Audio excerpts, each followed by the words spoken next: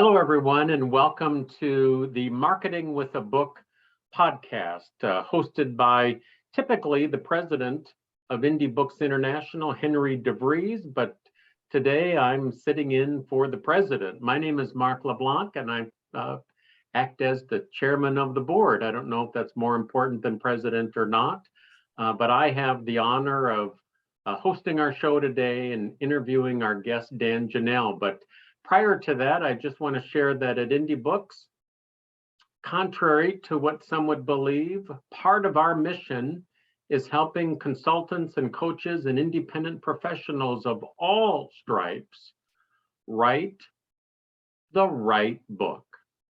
And interestingly enough, while we want you to write a book that sells more books, we are more interested in writing the right book that turns into a gateway book to more consulting opportunities, more training engagements, more coaching clients, more keynote speeches, so that your book actually becomes a gateway with built-in marketing, breadcrumbs and clues that get you more of the good work that you feel called and compelled to do. So welcome if you're in our studio audience, and for those of you that are listening at a later date, thank you so much.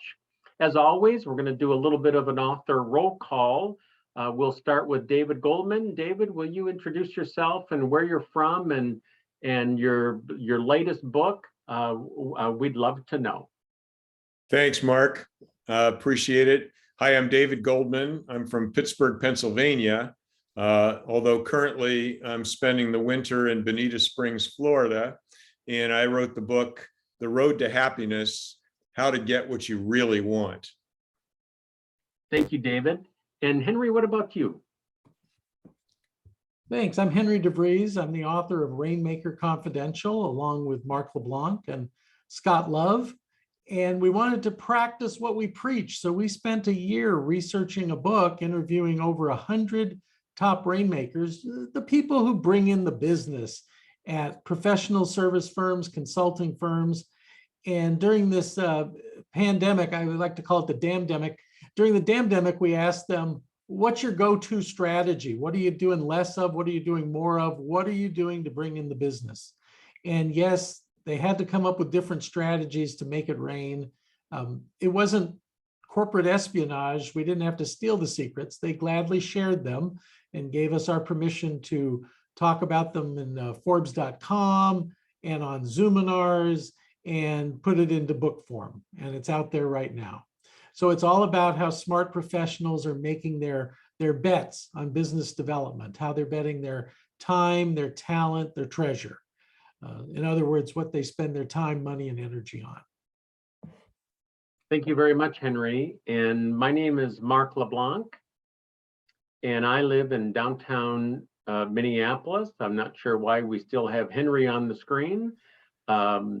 But anyway, I live in downtown Minneapolis, and my latest book was co-authored with Henry and Scott Love, titled Rainmaker Confidential. But I'm excited to share with you that our current book that will be released shortly in 2022 is co-authored with David Goldman and Henry DeVries, titled Bringing in the Business.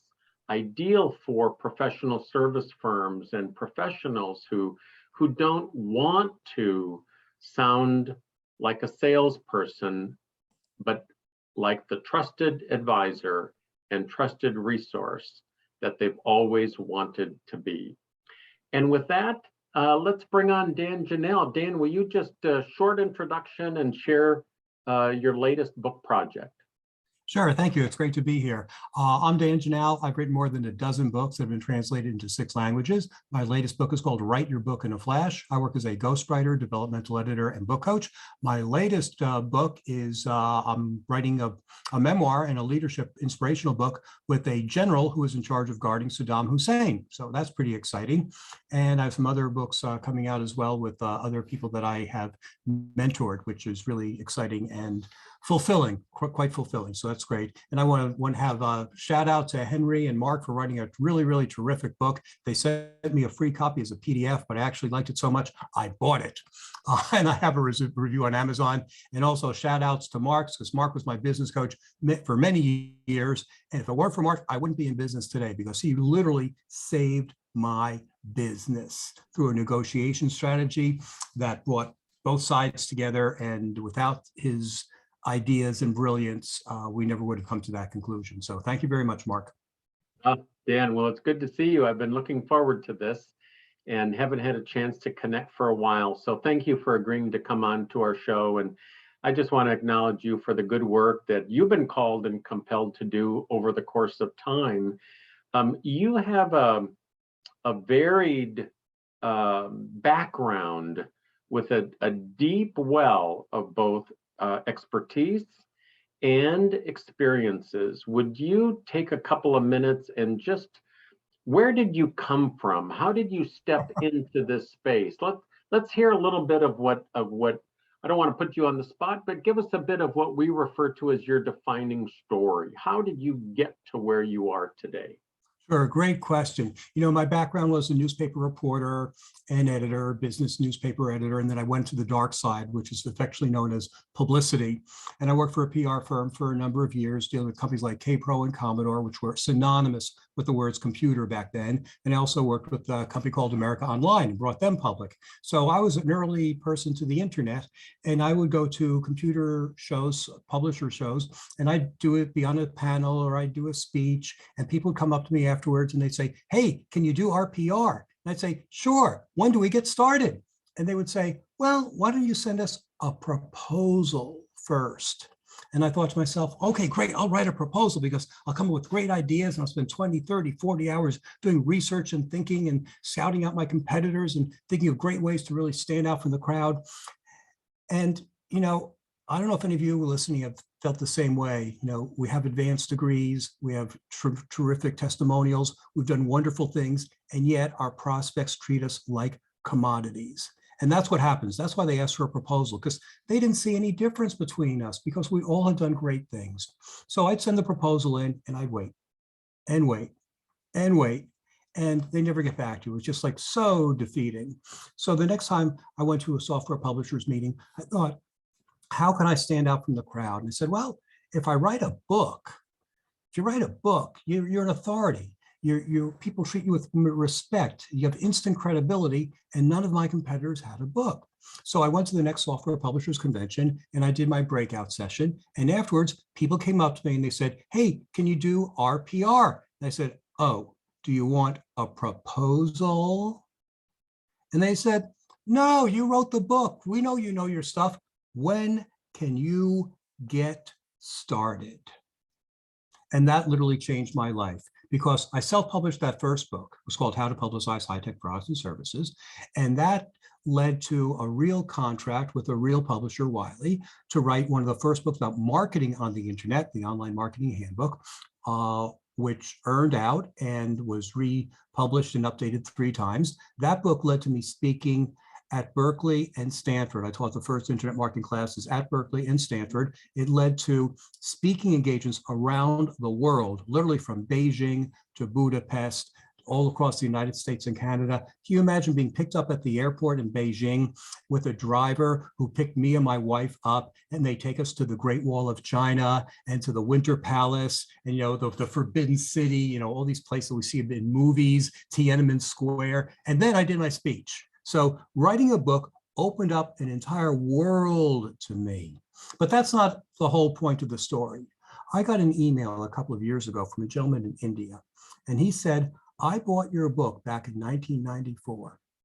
And because of the principles you told and the stories you told and the strategy you told, I decided to start my own online business. And because of that, my wife didn't have to work anymore. I made so much money that my kids went to college and they're completely debt-free. And I owe that all because I read your book." And I have to tell you, that book cost me a month's salary. So your book can literally open up the world to you and do a world of good and touch people that you never could have imagined. So that's why you need to write a book. Henry, I think we need to make Dan our spokesperson. We've got a live walking, talking billboard on the importance of truly writing the right book. You know, one of the things that one of my I guess poor jokes is that back when Al Gore invented the internet, but it sounds like you might have been pals with him because you were one of the pioneers back when the internet first came, you know, to be, and marketing on the internet and using publicity on the internet. Can you just talk about some of those early days? I mean, America Online. You know, the only thing I really remember about AOL was the discs we got, you know, in every mailing, and they must have spent millions of dollars on these discs. And then there was CompuServe and Earthlink or something like that. But give us a little bit of an insight into those early days of the internet. Sure, it's a great question.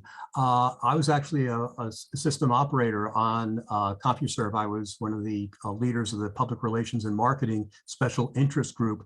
My code number 76004,1046. I still remember it. It's great because CompuServe, back in those days, they knew who you were, so you were accountable. Unlike the internet, where you can be totally anonymous and have crazy screen names and say anything and get away with it because there's no accountability. CompuServe was just the opposite. And AOL was a median point in that as well, because they said, you know, on CompuServe, if Dan has an account and he goes to a professional forum, that's really cool.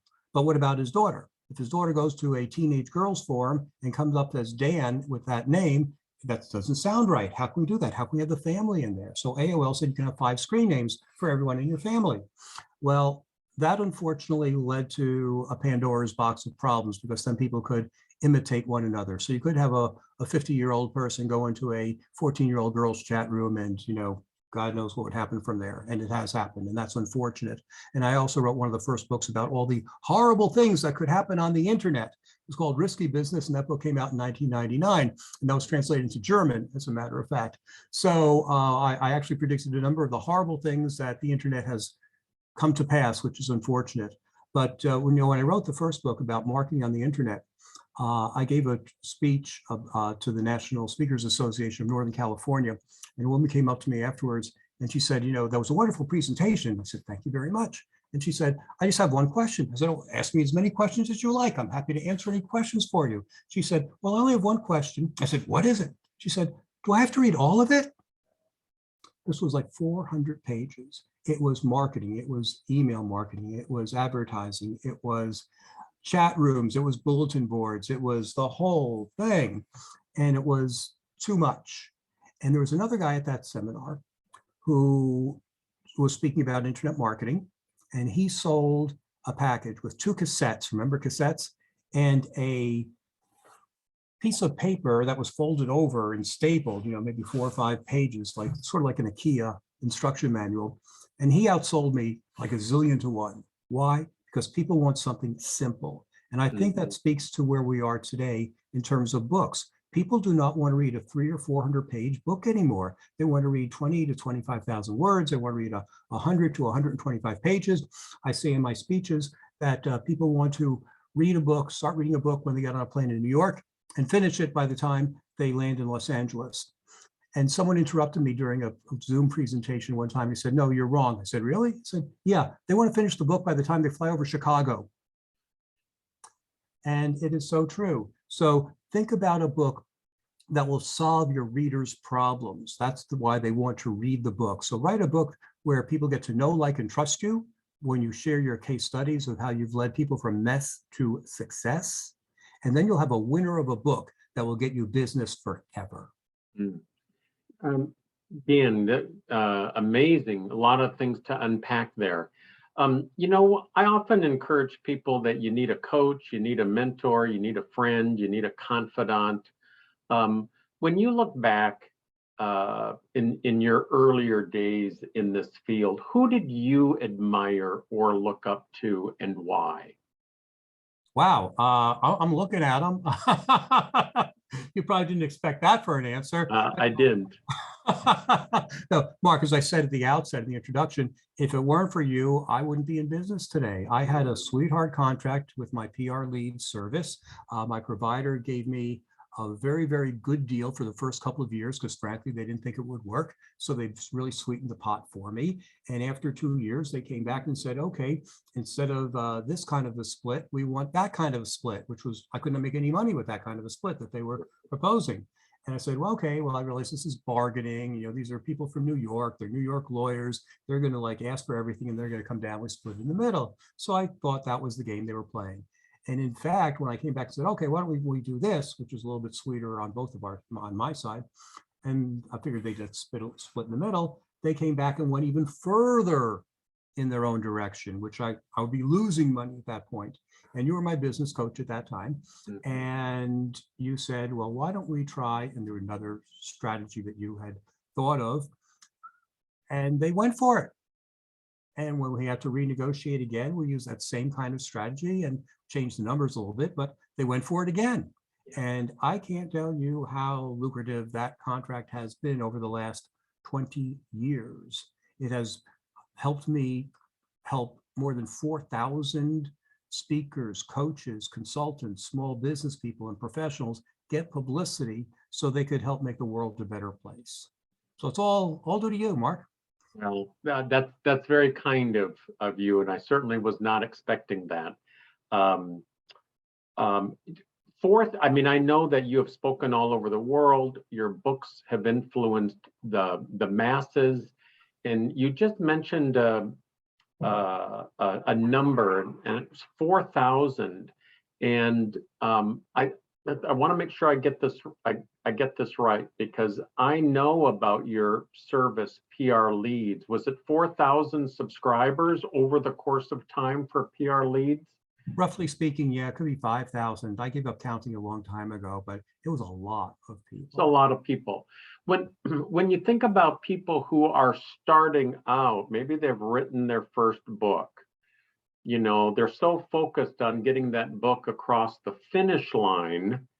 And Henry likes to remind people, book in hand is not the finish line, it's the starting line. But when you think about your first book author, that avatar out there, what is a common mistake that he or she makes out in the world of gaining publicity for their book? Sure. Well, they think that if you build it, they will come.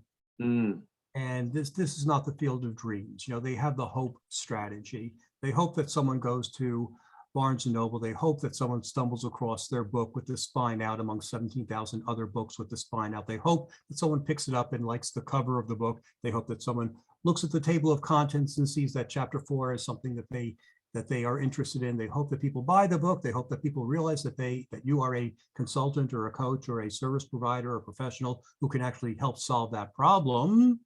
Because a lot of times readers don't know that you can actually solve that problem. They think you're a writer and you just write. They don't know unless you tell them that you can speak. I coach. So when I work with my clients, I use a trick from Patricia Fripp, our great friend from the National Speakers Association. She peppers her stories by saying, when I speak at large association conferences, I am frequently asked this question. That plants the idea in their mind that you speak at large industry conferences. Or when I consult with companies on site, they ask me, now they know that you speak. So we pepper the stories like that. So that helps with the marketing. So everyone has this hope strategy, hope, hope, hope they call. Well, instead, I think that people need to be a lot more directed. And this isn't necessarily PR. We'll talk about PR in a second, but I think people should actually be proactive. They should read the newspapers. And when I say newspapers, I mean blogs, I mean LinkedIn and whatever, and the Wall Street Journal and trade publications, and see who has a problem. And then send your book to that person and say, hey, I saw in the Wall Street Journal that you have a problem with employee retention. Chapter 4 of my book talks about employee retention or employee engagement or customer loyalty or how to get the best price for your real estate or how to on and on and on.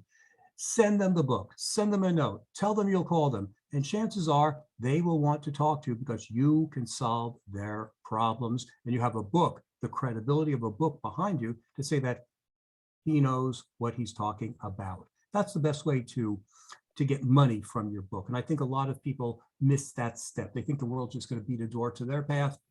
Not happening. Sure.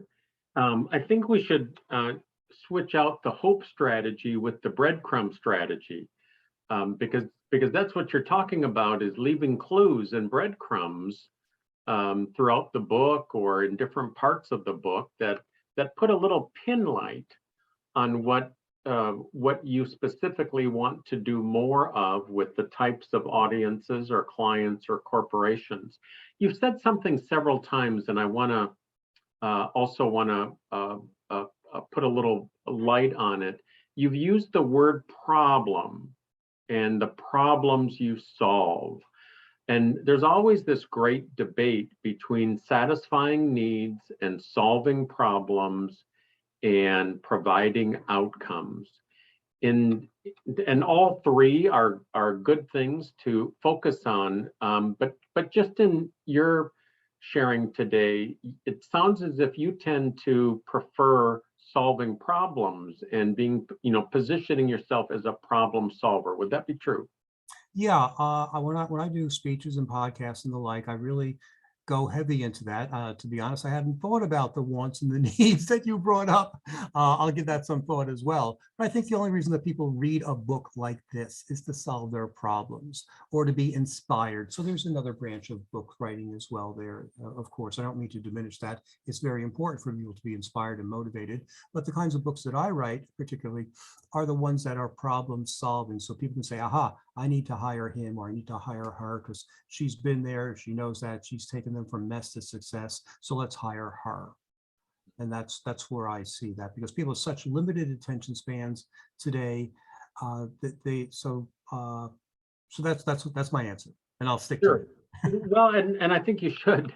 I think I've been somewhat late to the game on the idea of solving problems. I've spent the better part of my career helping people with outcomes or their dreams or very specific results. And I think you and Henry, just in the last couple of years, have really helped me understand, because when I would hear problems, I'd think, well, I don't really solve anybody's problems. I help them get certain results.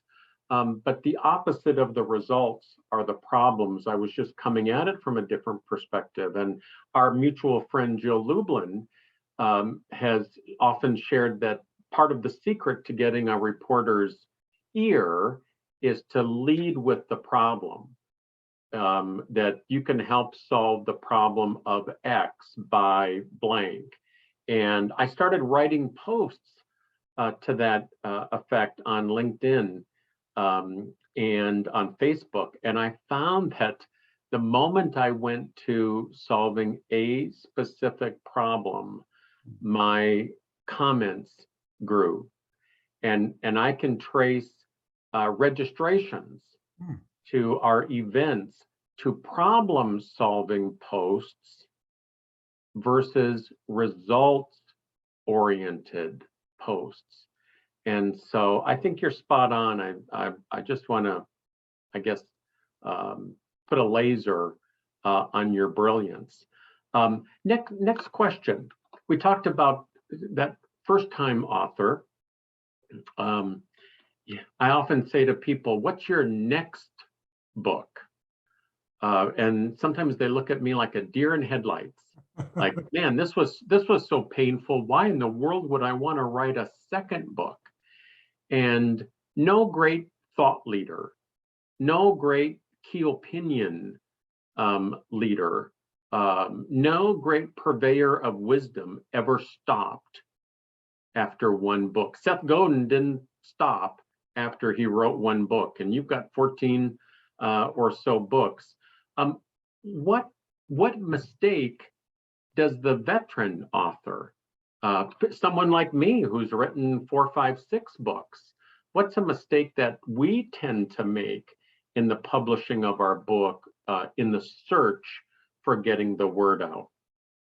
That's a great question. Let me think about that as I spout out the answer to a question you didn't ask, which was another mistake that beginning authors make, because I hear all the time when I do initial consultations or calls with people. And invariably, they will either say, I don't know what to write about, or I have 3 books and a screenplay inside of me.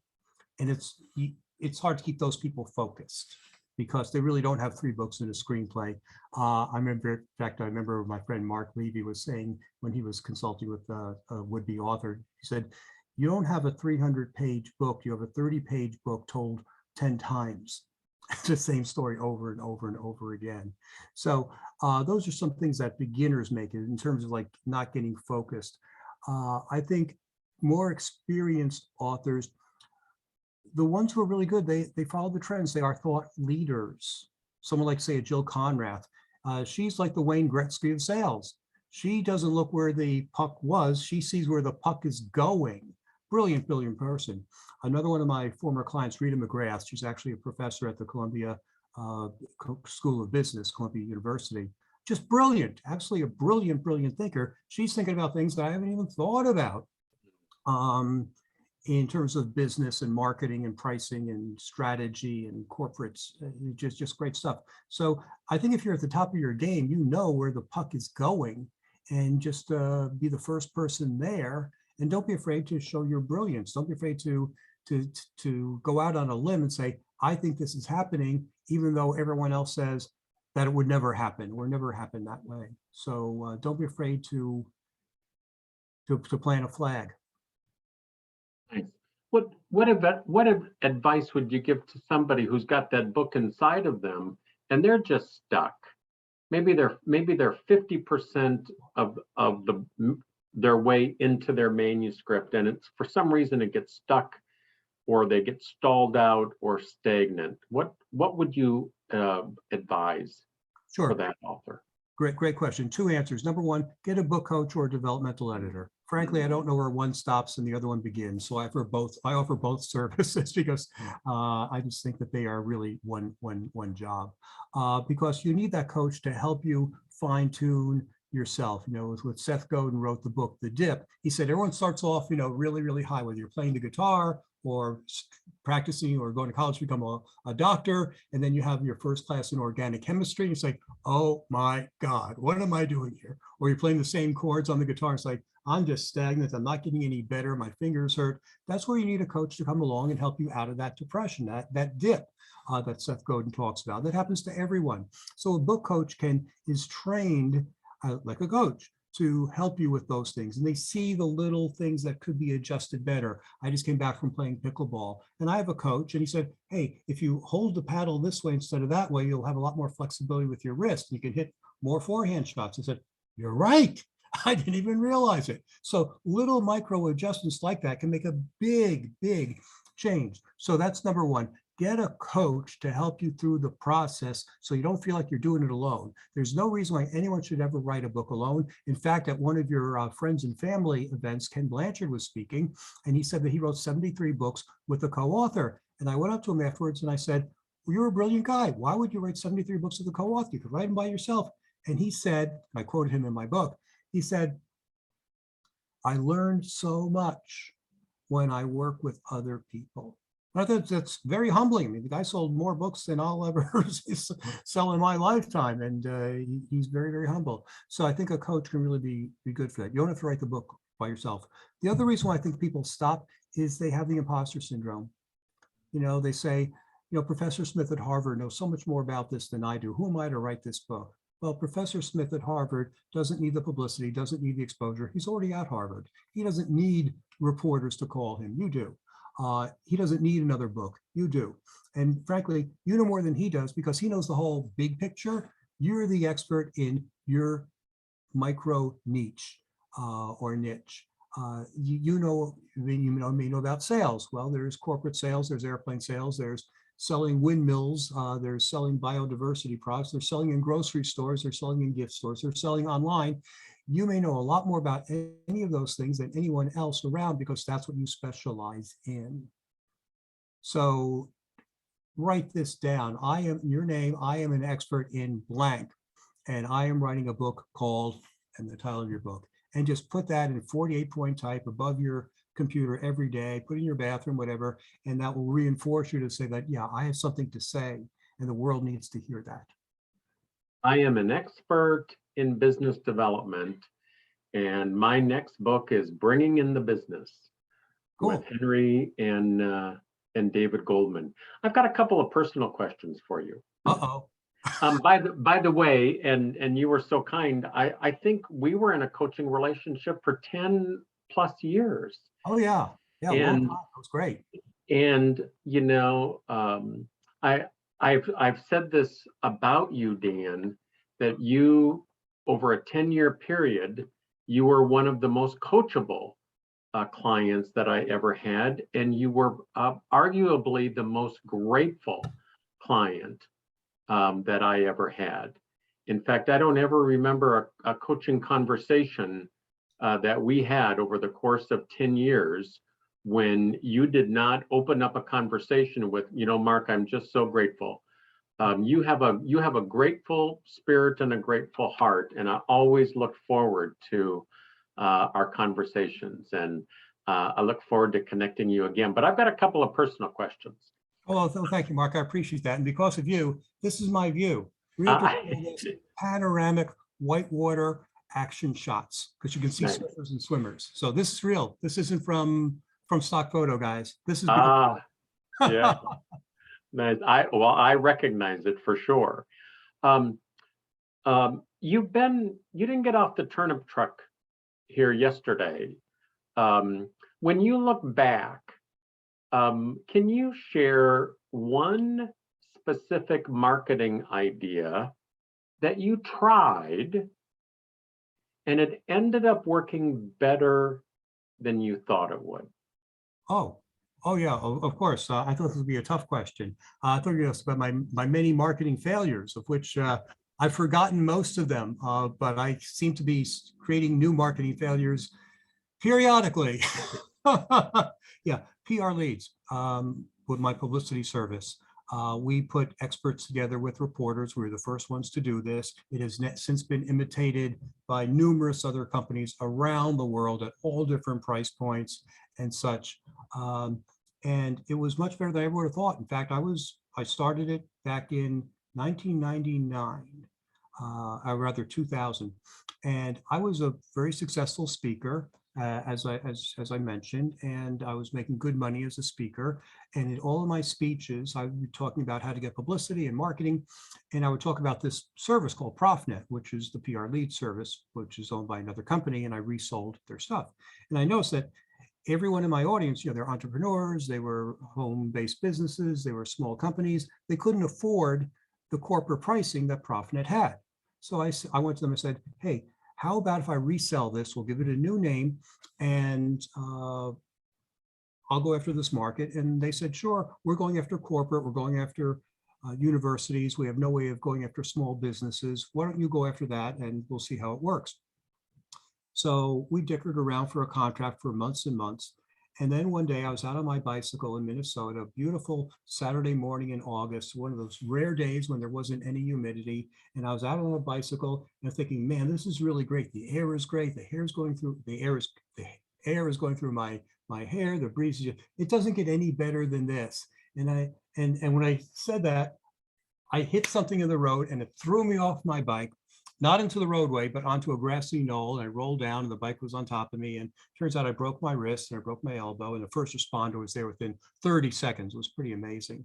Well, my arm was, you know, in a cast. I was going to have 3 surgeries to reset my wrist. And suddenly I said, you know, what am I going to do? You know, I can't get dressed. I can't put on a belt. I can't tie a tie. It's going to be hard to travel. How am I going to make money? And I just gotten the contract from ProfNet to resell their service as PR leads. So I had this contract in my back pocket and I said, okay, if I get 5 of my friends from NSA to join, then I can pay the mortgage this month. So I sold 5 the first month and 10 the second month and 15 the third month. And a weird thing happened right after that, 9/11. And suddenly no one was speaking, no one was traveling, and all the contracts were being canceled. And I suddenly realized I was in the PR leads business. And by February of the next year, I was doing gangbusters. And that's when I hired you, and we came up with all sorts of great marketing ideas, but I had no idea that this was going to be a big thing. I thought it was just going to be a supplement that I would be able to talk about at my speeches and make a few sales there, but it turned into literally 6, 7, 8, 900 clients at its peak before competition came along. So that was the good story. The bad part about that is that if I realized that there was competition coming along, I should have branched out and offered other kinds of services like the press release service, which I do now, but I should have offered it several years before I did, because I was just soft and cushy and comfortable and making money while I slept. So that was a marketing lesson.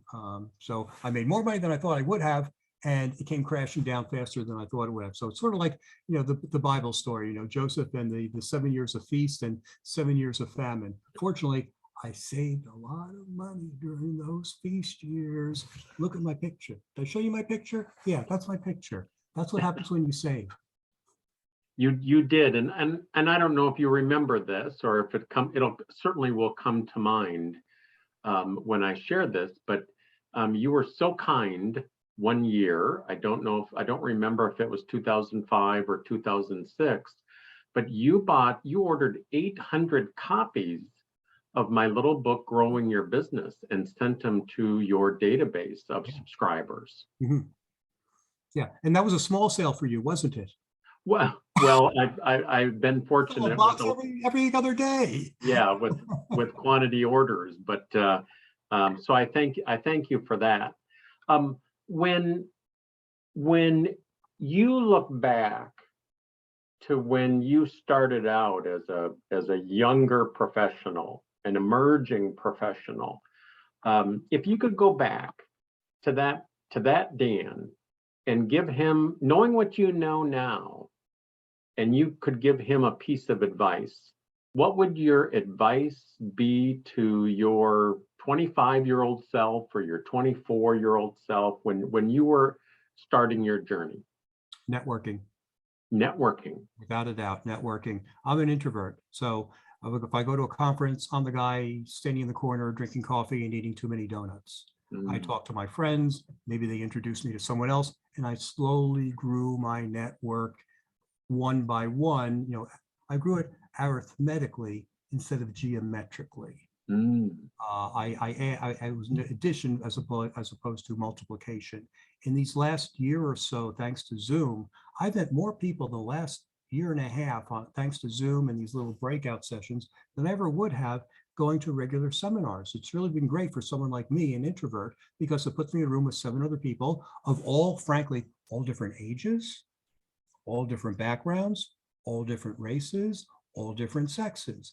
If you're at a conference, it's awfully hard to break into different kinds of groups with different kinds of people, because like say, you can't hang out with the 20-year-olds because they think you're too old. You can't go up to a group of women because it just isn't done, and on and on. Well, in these little breakout rooms, you're meeting all of those people that you never would have met in real life, and they're wonderful people. We learn from each other, and it's really great. So again, networking, you can accomplish a lot more with the help of other people than you can ever do alone. And being a loner and being, an introvert, no, I'm not crazy off the introversion scale. I'm, sort of moderate, situational introversion is what I call it. So I think if I had a bigger network and started earlier, I would be a lot further along the game. Thank you, Dan. And I think if I remember right, your website is prleads.com for that part of your enterprise. Is that correct? Yeah, we do press release writing and distribution. We also have media lists for sale. So you can find all of that under one umbrella site called prleads2profits.com. And of course, we're happy to talk to anyone and see if they're a good fit for our service. And if they are, wonderful. And if they aren't, then, no harm done. It's always cool. Would you, if you have it handy, or you could just talk again for 30 seconds about your book, How to Write Your Book in a Flash? Did I get the title right? Sure. Write Your Book in a Flash is my way of teaching people how to write their books and that their business getting books, so they position themselves as the thought leader who takes people from mess to success by showing people their problems. So we have an I'll show you my outline, how to write your book quickly, how to organize yourself, how to organize your day, how to organize your workflow so you never stare at a blank page, you never have writer's block. Also, how to the small things, how to get testimonials, how to write a back cover copy for your book, lots of little publishing ins and outs, how to lay out your book so it's more attractive to readers today. Lots of great pieces of information. It's sold really well over the years, has lots of reviews on Amazon.